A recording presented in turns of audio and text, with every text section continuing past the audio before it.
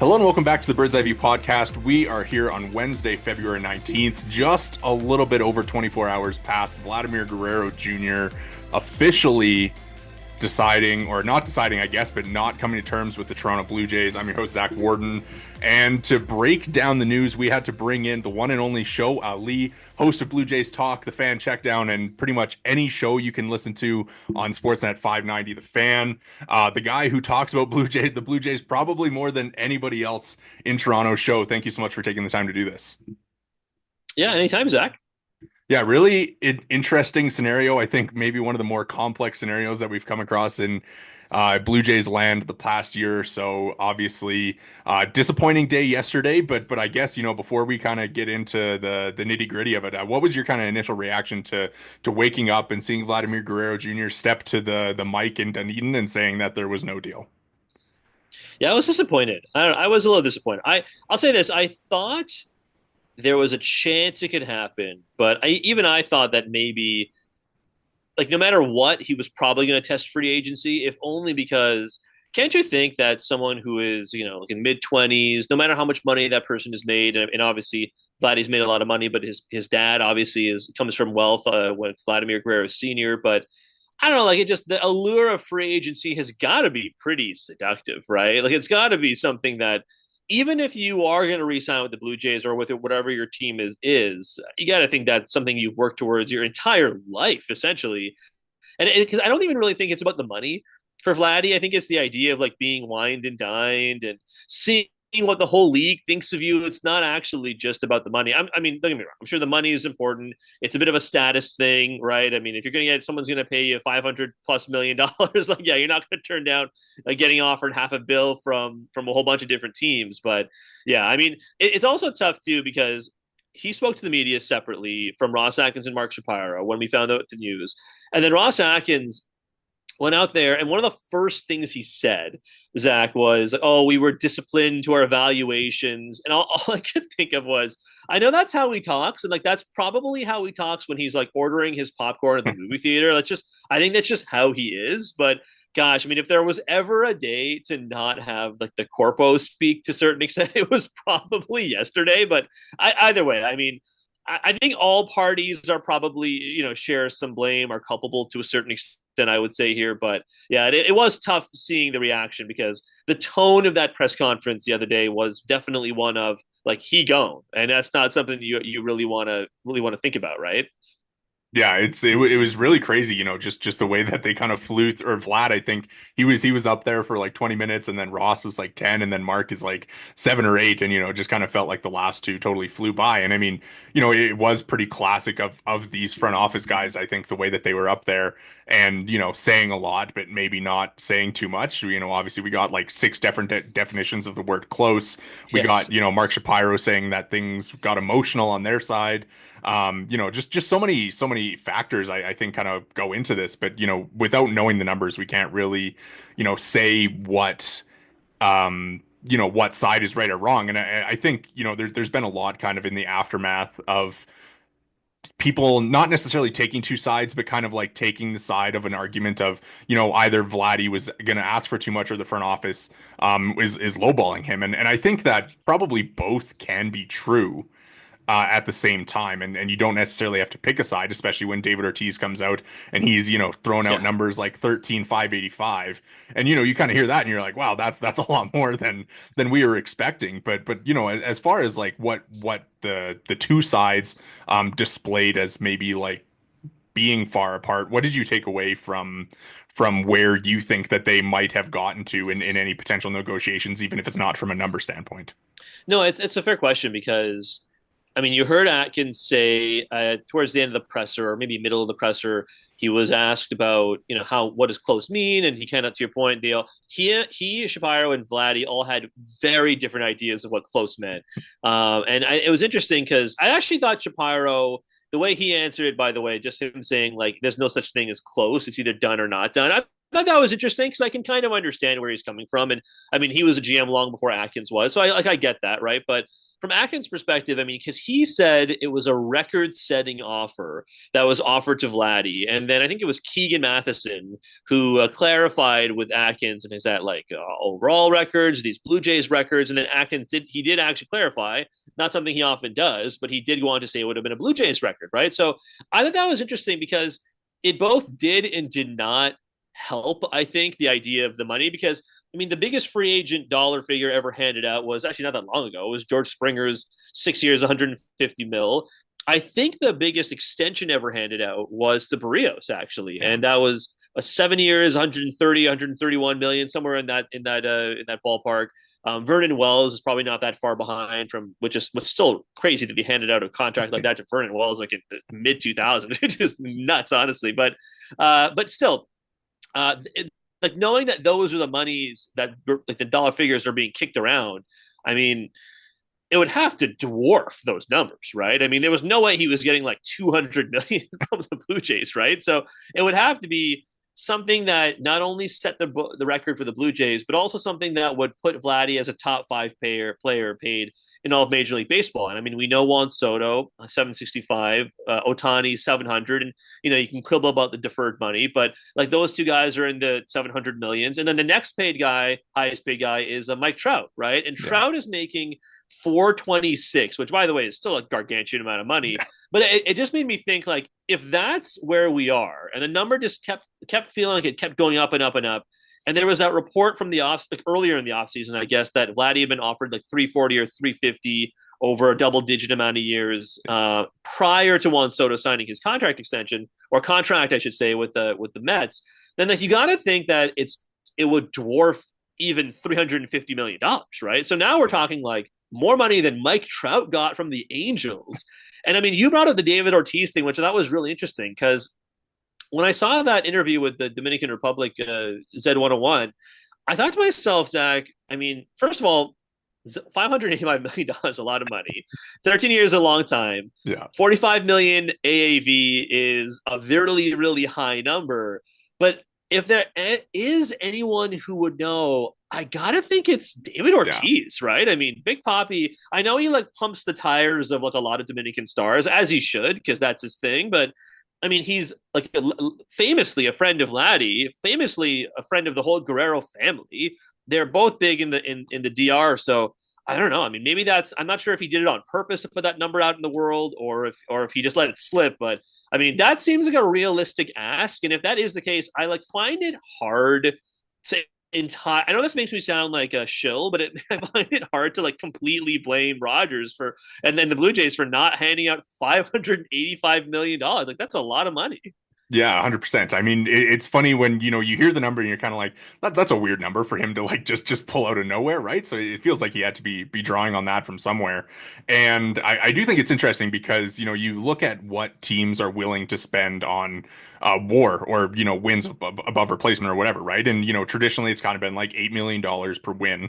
But, we've seen that number creep up and we've seen, this offseason teams being willing to go to the 11 million per win mark. And, I was just doing, before you hopped on, just doing, some math based on what Vladdy has done. And over the past 4 years, he's averaged a little bit more than one win. And, that kind of takes into account his good years and his bad years.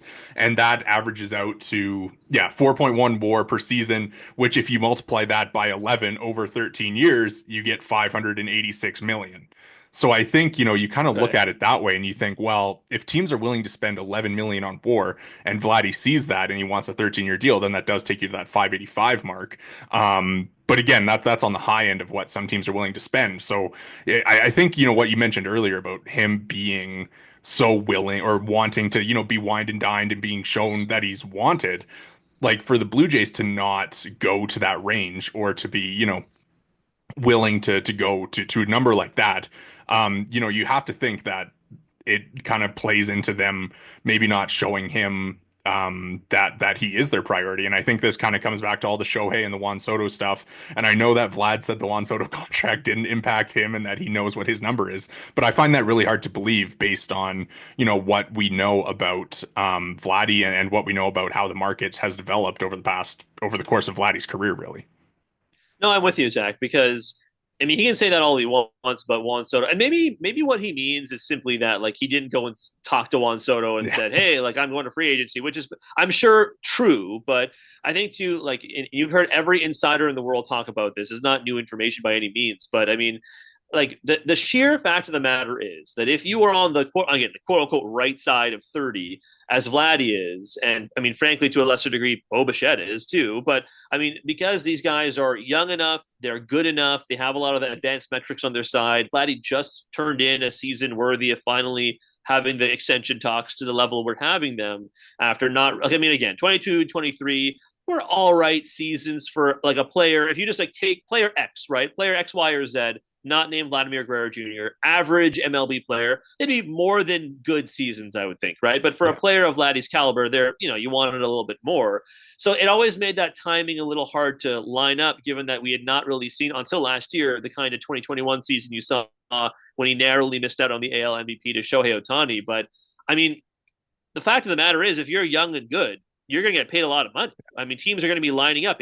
The world of baseball has changed in that regard. I mean, I think it'll be really fascinating to see what happens next summer for not only Vladdy, but Kyle Tucker, for example, right? I mean, Kyle Tucker, the Astros basically did what I think a lot of people now maybe want to do with Vladdy, right? In the sense of they traded him. They probably are not going to pay. They knew they weren't going to pay him that money. And I mean, he got traded to the Cubs. I'm sure he'll have a fine year at Wrigley, but there is a 0% chance that Kyle Tucker is re-signing with the Chicago Cubs. I mean, maybe the Chicago Cubs pony up and spend the year whining and dining him and try to avoid him getting to free agency. But Kyle Tucker, also a little older than Vladdy, but he is also on the right side of 30. He's going to get paid an astronomical amount of money. I think more than people think he'll get paid. And I think people would probably agree with me when I say that Kyle Tucker over the last couple of years has been more consistent than Vladdy, right? So he might get even more money. So I don't know. Again, I don't think this is like anything malicious and that Vladdy is lying or anything about wanting to be a Blue Jay long term. I wholeheartedly believe him, but it also goes hand in hand with the idea that like he wants to be treated like the superstar player that he believes he is. And again, I know that's why people are so sick of hearing like the front office say like, "Oh, we have our internal valuations and so on." But I mean, the truth is, there was a business case for Shohei Ohtani. Yeah.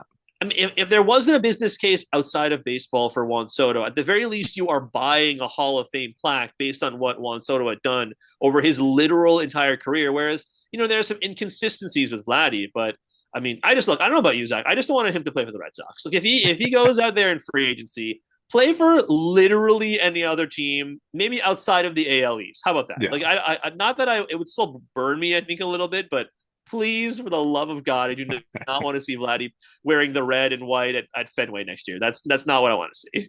Yeah, I think not to look ahead to the future too much and doomcast a little bit, but an NL team would probably Yes, be, like best have him case. go play for the Dodgers at this point. Honestly, I don't care. It's just not in the I, AL East. That's all I I don't ask I don't for. know if people would like that much. That would be a tough one to deal with.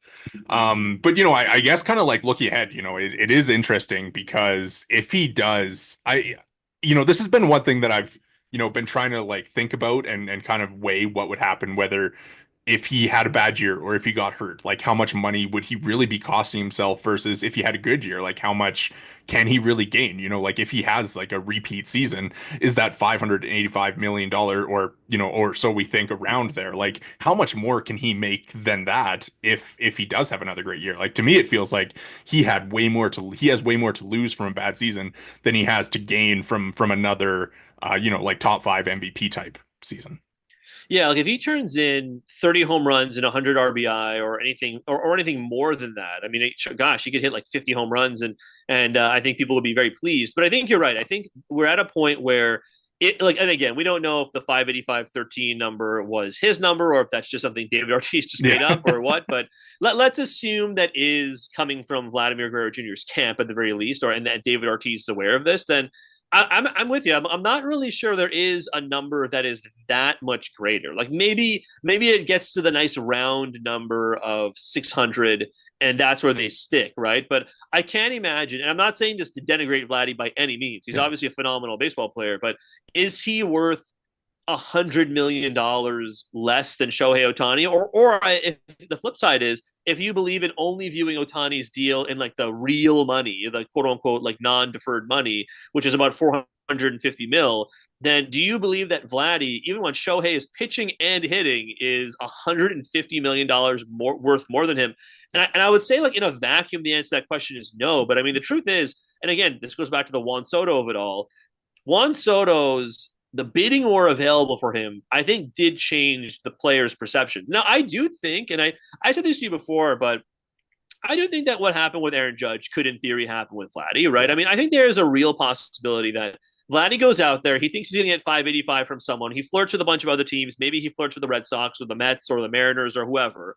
And maybe he comes to find that they're not, in fact, willing to offer him that much money, and that the most attractive option, or one of the most attractive options, is the one that the Blue Jays offered him, Yeah. even if he does have a phenomenal season. So I can see him doing what Aaron Judge did. He goes, talks to other teams, and then eventually comes back and decides to stay at home. And he goes through the process of being wined and dined anyways. But I mean, gosh, I'm sure that was stressful for Yankees fans, Yeah. and then I'm sure it was stressful to a much lesser degree, but like for Mets fans, and when Pete Alonso just went back there after a very torturous process of finding out where he's going to sign, right? So, but again, I mean, maybe I'm wrong. Maybe the Juan Soto of it all has changed things so drastically that the Red Sox are willing to offer him $1 bazillion, right? And if that's the case, then I mean, it's hard to say that you're better off not signing your really good homegrown player that was born in Canada, but I mean, again, there's got to be an upper limit somewhere. I mean, again, use Juan Soto as an example. There was an upper limit for Juan Soto. I mean, at 765, the Yankees were like, all right, like, thanks, but no thanks, right? God bless you, Steve Cohen. Best of luck, man. So I'm sure that'll happen at some point for Vladdy, but man, that's a lot of dough to ask for. Yeah, definitely. And, I guess we'll kind of see how that plays out. One thing I did want to ask, that I think is a part of this whole conversation, right? Is, it's the guy who's an MVP level talent that was willing and ready to accept your contract before he could hear one out from somebody else, as long as you got to hit his number. And, there's a value in that, certainly. I think, having your negotiating window with him and having a guy that you can lock up, whether it's looks like a bad deal in the back 4 or 5 years of that contract, at least you're buying out his 27, 28, 29, 30, which are surely going to be, some pretty excellent seasons. How do you kind of weigh that into this conversation of maybe it should have been, a blank check just because he is here right now willing to do that? And yeah, because you're right. Like the value of Vladdy goes beyond let me rephrase the value of Vladdy to the Blue Jays, I should say, is far greater than it is for literally any other team, right? Like with the Yankees or the Mets or the Red Sox, or the Mariners or the Astros or whomever it wants to sign Vladdy in free agency when he gets there. I mean, what they are giving up to get him is a lot of money, to be sure. But if they were like miss out on signing Vladdy, they missed out on signing a very good player, but that's kind of it, right? Whereas if the Blue Jays missed out on signing Vladdy, it's like you're essentially giving up for a team that, let's face it, has trouble attracting stars in free agency, right? It's been a thing that franchise's entire existence. It's an argument you could frankly make for the Toronto Raptors as well. And I mean, I've always thought the idea that Canada, some less than destination, is a lazy one because, and baseball in particular, because in basketball is changing because there are far more international players in basketball like now than there was like 10 to 15 years ago. But in baseball, I mean, half the league is made up of international players. So I got to think that a good chunk of them don't really care if they play in like Milwaukee or New York or Toronto, where it's all or Minnesota or something, where it's all relatively similar, right? Might be even more cold in certain parts of Milwaukee and Minnesota than it is here, right? But yeah, I think like knowing that Toronto still would be losing someone who grew up here, who was born in Canada. His dad was a Hall of Famer for a Canadian franchise, if not the Blue Jays, but the Expos. It's just like the cachet for Vladdy goes so far. So I do understand, like I do totally 100% get, like it should have just been a blank check. But I do think when you approach $600 million and 13 years or 14 years or whatever it is, when you're getting into that range of things, I understand balking because I know there's not a lot of players under contract post 2025, and even fewer after 2026. Frankly, I mean, I have no idea what kind of conversations we're going to be having on Jays Talk or you and I on this podcast, like in 2 years, because that's not a long time from now, and I'm genuinely unsure what the core of this team, who will even qualify for that moniker in 2 years. But I do think ultimately everyone has a price, right? And I mean, to that point too, and I'm curious what you think, Zach. I mean, I wonder if the Jays should now entertain trading Vladdy, right? Which sounds Yeah. insane to say, but I mean, gosh, if like Wayne Gretzky can be traded, and I mean, more frequently or more recently, and this is probably going to be the new trade, if Luka Doncic can be Yeah. traded in the manner he was. I mean, hell, if you even if you just stick the baseball, if Juan Soto can be traded not once but twice in the Yeah. span of like a handful of years, then Vladdy can probably be traded. But gosh, it's just such an alien, foreign concept to me. But yeah, like I do understand the blank check thing, but no, I do think ultimately there probably had to be a line drawn somewhere. It's kind of sounds like the Jays drew the line pretty high, all things Yeah. considered. But I mean, I don't blame them for not going to like 585 or 600 or whatever it ends up being. Yeah, it just seems, Vladdy said that he came down from his number two, but if the Blue Jays went over their number, you have to feel like the middle ground, and they still weren't close. Like it's Yeah. just hard to imagine what other side was I do really, think really going too, to. Zach, as well. Like, I honestly, genuinely think that Vladdy, and I mean, I'm not saying he should necessarily come out and say, "This is my number," like this is what Yeah, I'm asking for, like broadcast that because that would make great business sense for him. But like, just in a general sense, I do also think that him saying that he came down from his number and then having a deadline and then saying he's not negotiating past it, but also like not really sharing any details beyond that is a great tactic by his yeah, camp because it essentially puts all of the pressure on the Blue Jays front office, right? And again, they're not in the habit of sharing numbers as well, and I totally understand that. But man, I would love to be a fly on the wall because like what if like the Blue Jays did offer him like $500 million and he said no, right? I yeah. would find it really hard to fault them on. I know they've taken a lot of heat and frankly, rightly so over the last couple of years. But if they offered him $500 million and he turned it down, and there's no way for us to know that, I mean, gosh, it'd be crazy how different these conversations we would be having if like we knew that for sure, right? Yeah, it's disappointing kind of as like an outsider when you don't have Scott Boris involved in the Right. negotiations because you just don't really know what's going on. But no, I think the point about Vladdy, like him, the way that he's managed the opinion of the public court has been wonderful, and obviously he's gonna probably get the cheers and everything on opening day. And I think before we logged on, I saw on Twitter some Blue Jays fans are trying to start like standing ovations for him every time I he comes saw up to that. bat and stuff like that. So just crazy to see, the way that it's gone Do when you maybe he's the one who's maybe the one being a little unrealistic. do you remember when Kawhi Leonard left Toronto? I mean, it wasn't that long ago, right? But Yeah. when right before he left Toronto, remember there was that whole campaign, like The the Ka- board man get paid and then the Kawhi and the Kawhi dine, and Dine, all that yeah. stuff, Yeah. right? So yeah, I do. I wonder if we'll see like a Kawhi and dine thing from. I don't know what like rhymes well enough, but I wonder if we'll see something like that here because man, I just remember that so vivid. And then like remember they did it with Fred Van Vliet too. There was one Yeah, for I for kind of Fred. remember that one as well. Yeah. Yeah, there were like restaurants had like stickers on the windows and stuff. Like, oh man, I wonder if we see something like that for It Vladdy. would be it'd be interesting, at least let people flash their creativity a little bit. But I do want to go back to you mentioning the trade because I think that's another interesting conversation. I was on with Roger Lajoie last night and he asked me and I'm kind of like, like it's I think maybe a conversation of like what they should do versus what they're going to do. And I don't think Right. there's a world where they trade him before the trade deadline if they are in a position to make the postseason. And looking at it now, I mean, like, are they good enough to win the World Series? Like probably not. I would say like maybe they're good enough to get into the wild card and win some games and maybe move on to the next round. Of course, anything can happen once you get into October, as we've seen. But I think when you look at the construction of this roster, I think like a deep run to beating the Yankees, beating the Dodgers, beating any of these teams that you can kind of see, or you're probably going to have to knock off to win a World Series. I think it's unlikely. So should they move Vlad? Like if you feel like you're not going to get a deal done with him, like maybe it would be the best case, but I just think that it would be like it'd be suicide for a front office to trade him after you've made all these moves this offseason that kind of seemed geared towards winning in 2025 and just as far as like basically blowing your shot at getting him back in free agency. Yeah, because I mean, like people often say, "Hey, like let's trade him and then re-sign him in free agency." And I mean, like it's not like that's never happened, but it happens Yeah. so infrequently that it sounds like it would be you're saying goodbye to him, right? And it's funny to Yeah. say that because I know the Blue Jays literally just traded Jimmy Garcia at the deadline and then re-signed him this offseason. But I mean, there's it's one thing to do that for like a relief pitcher, and another thing to do that for like a Yeah. $600 million player or something, right? Yeah. So seems unlikely that that's the way that would play out. So if that is the case, then you really do have to weigh like permanently losing Vladdy and what that would mean, certainly for your own prospects, but what it would mean for the team.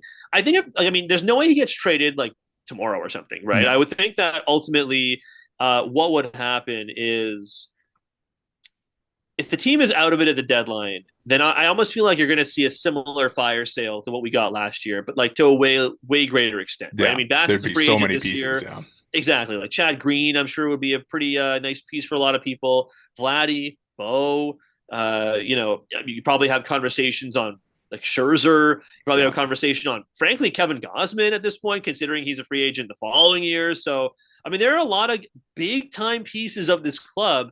And I mean, how many times have we spoken about just collectively, Zach, that this is a team that does not have a very good farm system, right? So this is your chance to a certain extent rebuild the farm system, but you are throwing in the towel. Like you're admitting defeat. If that's the case, you're admitting defeat, which is a real bummer because again, I think you're right that the Blue Jays are not a World Series contender right now.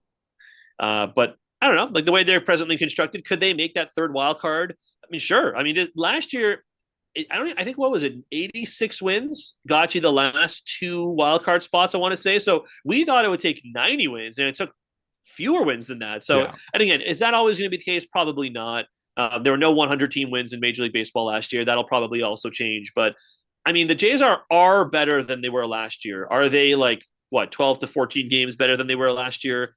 I'm not sure the answer to that question is a slam dunk yes, but they will for sure be competing for the third wild card. So I think that's why, like, again, to your point about should versus will, they probably should, honestly, if they really truly believe that Vladdy's not coming back. But I mean, they're probably not going to, if only because if you're like the third wild card being just existing Yeah. in a vacuum, and then the deadline being as late as it is, I think does like to a certain extent fool teams into believing that they too can compete, right?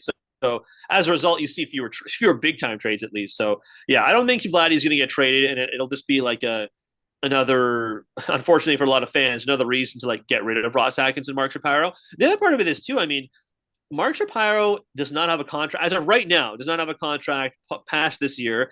Ross Atkins, his contract expires the year after. So it's could this franchise be in a place of real flux as soon as this offseason? I mean, it's very possible, honestly.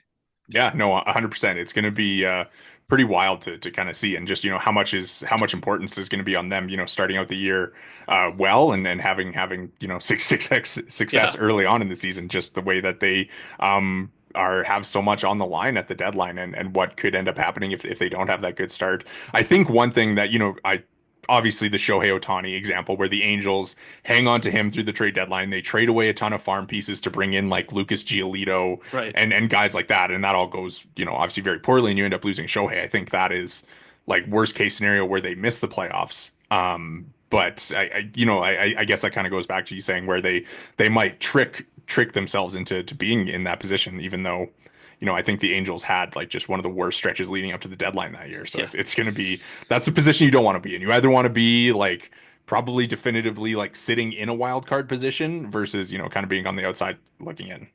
I mean, if the Jays are like within 5 games of wild card three at the deadline, they're not doing any of that. Like Yeah, guaranteed, right? They will yeah, just stand pat. And I know I suppose it does.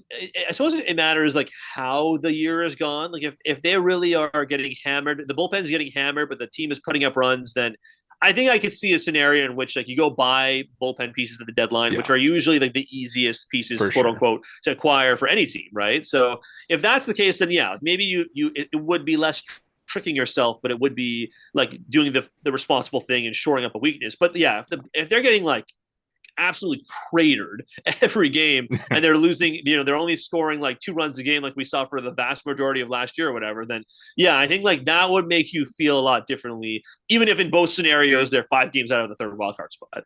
Yeah, it'll be it's just crazy to think like how we've gotten here from, you think about the team, like the good vibes in 2020 sneaking into the playoffs, the Yeah, good vibes of 2021 even though you miss out on the playoffs, and just, there was the Jeff Passan tweet down the stretch of how terrifying the Blue Jays are, and then even 2022, yeah, and 2023 to a certain extent, where they, get in the playoffs and things go well. You have Alek Manoah on the rise, you have Kevin Gausman pitching like a Cy Young candidate.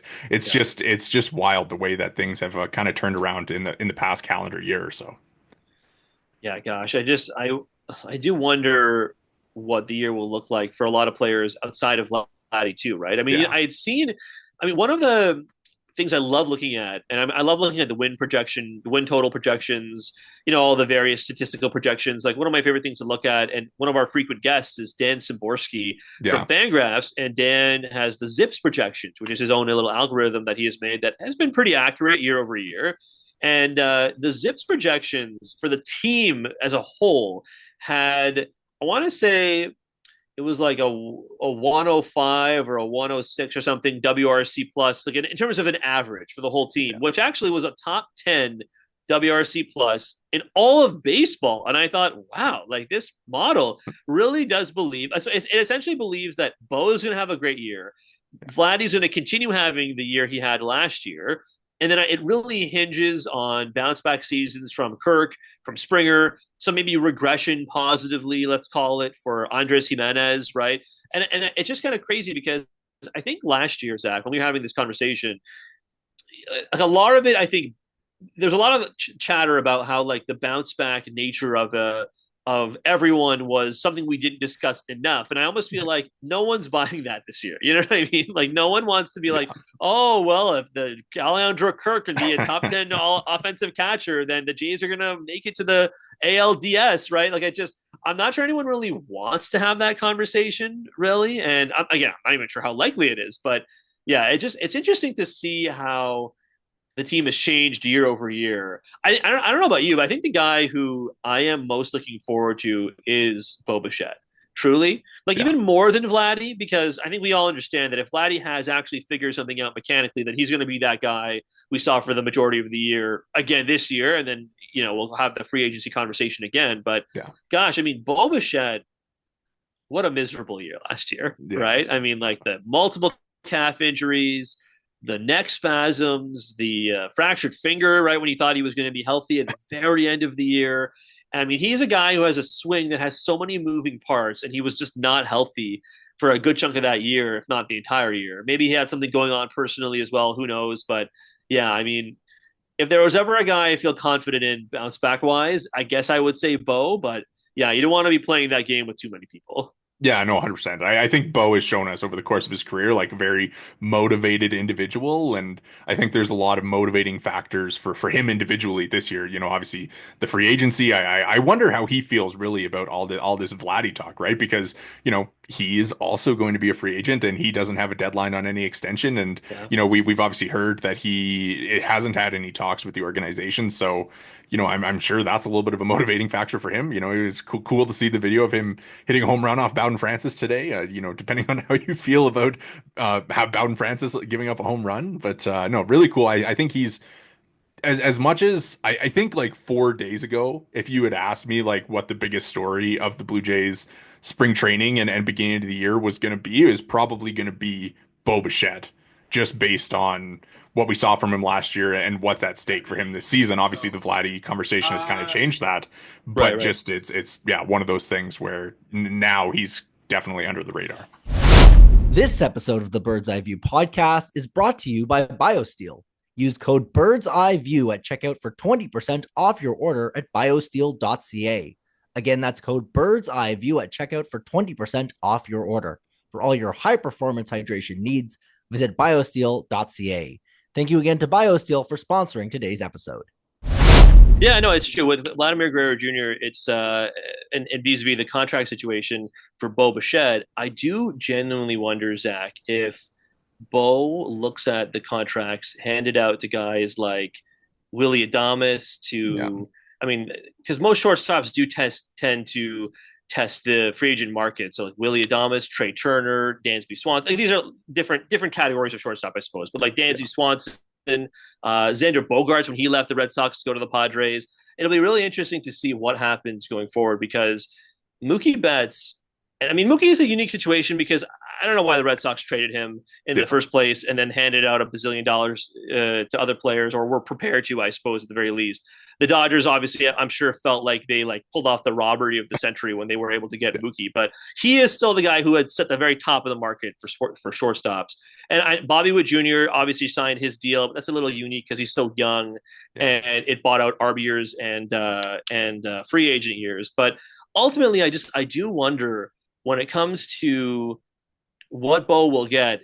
He's not getting like $600 million. You know No. what I mean? So I just can't help but think that maybe now post Vladdy, maybe he might actually be more attainable. If again, it does depend on a bounce back, but maybe he Yeah. is more attainable going forward.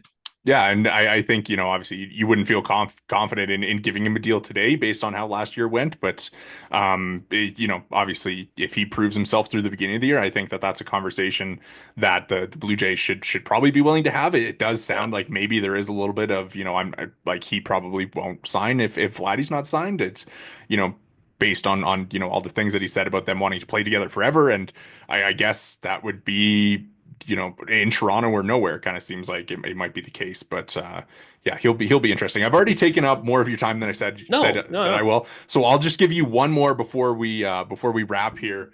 Obviously a lot of Vladdy talk, a lot of Bo talk, but what else are you really looking forward to seeing from the Blue Jays at spring training and through the beginning of the season? Great question. I think I am okay. I think two things, and they're both new additions to the team, right? Because I am actually three things. So I'm interested in seeing a bounce back for Andres Jimenez, or at least Yeah, what he looks like. Maybe bounce back is not the right term, but just to see what he looks like. Because again, so much of his value is derived from his glove, right? I mean, he's like a 4 WAR player, and it's like most of that is from the fact that he's a platinum level fielder. So I want to see what he looks like because I mean he can hit. It's not like he's never hit before, but he has not done it recently.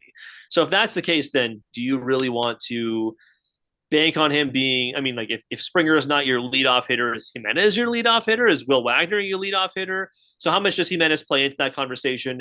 The leadoff hitter conversation generally is what I'm also looking forward to because like Springer, I'm sure will be a part of that solution. Like I'm certain he will be, but at the same time, if you are not going to lock yourself into Springer being the everyday leadoff hitter, then ultimately, who is is there a slam dunk other answer to that question? Again, Jimenez, Wagner, those are certainly possible solutions. You could all, if you believe in like leadoff hitter followed by Bo, Vladdy, Santander, then in theory you could also just have Bo bat leadoff, yeah. Vladdy bat second, and Santander bat third. But then again, that does leave a hole for your cleanup hitter. So I don't know. The leadoff conversation is one I'll be really interested to see. And we're getting spring training games pretty soon, so we'll see what they experiment with, especially when they play like at home in Dunedin.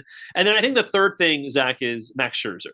I can't wait to Yeah. see what Max Scherzer looks like. I mean, he's a legend. He's a Hall of Famer. You can get to see him throw pitches in a Blue Jays uniform. His Rangers tenure was pretty marred by injury, unfortunately, right? Yeah. And last year, prior to the year, he had the back surgery. So when he did his presser this year for the Blue Jays, he said he feels normal. He had a normal offseason. He feels healthy. The back is not an issue. So, and I mean, the guy is 40, going to be 41. He obviously knows his own body at this point. So if he feels good, the last time he was healthy was when he played for the Mets in that Mets Rangers year when he got traded. But he threw like close to 150 innings that year, and he was really good. So if that's what you're getting from Max Scherzer, gosh, I mean, I think you can feel pretty good about it, honestly. So Max Scherzer, I think, would round out the top list of things I'm most looking forward to at spring training. Yeah, I think outside of results, like just seeing him on the mound at the Rogers Center in a Blue Jays jersey is going to be extremely cool. Yeah. Like best pitcher of his generation type. And hopefully, I think, the stories that we're going to get throughout the year of maybe guys leaning on him a little bit, like a Bowden Francis and Alec Manoah, Jake Bloss type, like those guys. If we see them, I would really like to kind of hear stories of them learning from Max and kind of what the relationship is like there and how he's able to impact the organization, even if it's for 1 year. I think, one thing that like talking to, some prospects in the Jays organization last year was how much of an impact that Joey Votto had on them. Sure. So I'm kind of hoping, similar situation with Max Scherzer, but just with guys who are at the major league level instead of at the Dunedin complex. What did you think of all the Alan Roden stuff that we got? Because you follow a lot of the prospects, and I remember last year, Sportsnet Shai Davidi had said that a lot of people in the varying levels of the organization had been very impressed with him. And I mean, we didn't see Roden in a Blue Jays uniform last year, but I mean, Ross Atkins specifically called out Alan Roden before, like not with the Vladdy presser, but when he first met with the media. And I thought, man, like he never, ever, ever does that for prospects. So I wonder if that does mean, and again, like maybe it would take an injury, who knows, but like hearing today that Springer might play more left field than he ever has before. I mean, maybe that does open up a spot for Alan Roden if you need like a fourth outfielder at some point. Yeah, I loved hearing that from Ross. I think, obviously Roden, everybody, is kind of excited about him at this point. I think you listen to him talk and he's just very, very smart individual. I think he understands the game very well and obviously is very loved and he gets on base. Like, I think if you're looking for like a sneaky leadoff guy come June, July, like he would be a perfect candidate for that. I think, you give him a couple more months in AAA, just let him, get a few more at bats under his belt because there are so many veterans that can kind of play into this role and so many guys that are currently in that mix. And I think that making prospects earn their way onto the major league roster. Not to say that he hasn't done that at this point, but the struggles were there when he first started at AAA. So I think really excited to see what they end up doing with him. And then the comments, I think Ross Atkins probably feels the same way, that there is definitely room for him to earn his way onto this roster and into the lineup eventually. Yeah, because I mean there are a lot of, I don't want to call them a lot of holes necessarily, but there are a lot of options you could go with. Yeah. When it comes with like that fourth outfielder spot. I mean, it could be, especially if Varsho misses time, it could really be any of, just in filling out outfield spots. It could really be any of Loper Fido, Lucas. I mean, it could be Miles Straw for all we know. It could be Alan Roden. It could be Jonathan Clase. Like they actually have a fair amount of prospects to pick from. I mean, my personal preference, if Varsho misses time, is Nathan Lucas. I do admit, if only because, the guy is a career minor leaguer. He comes up last year, played pretty well, all things considered. So I think Lucas would be my pick. But I mean, if you had to get another guy in a corner outfield spot, and Roden has played both, I know he's played a little more right field, but I think you'd feel all right. I think fans would be pleasantly surprised if they got to watch Roden play the Rogers Center at some point. Yeah, it's kind of the same thing that Spencer Horwitz brought. Like everybody kind of fell in love with Spencer Horwitz, so it's kind of the same profile. I think with maybe a little bit more ceiling, a little bit more pop, just because he's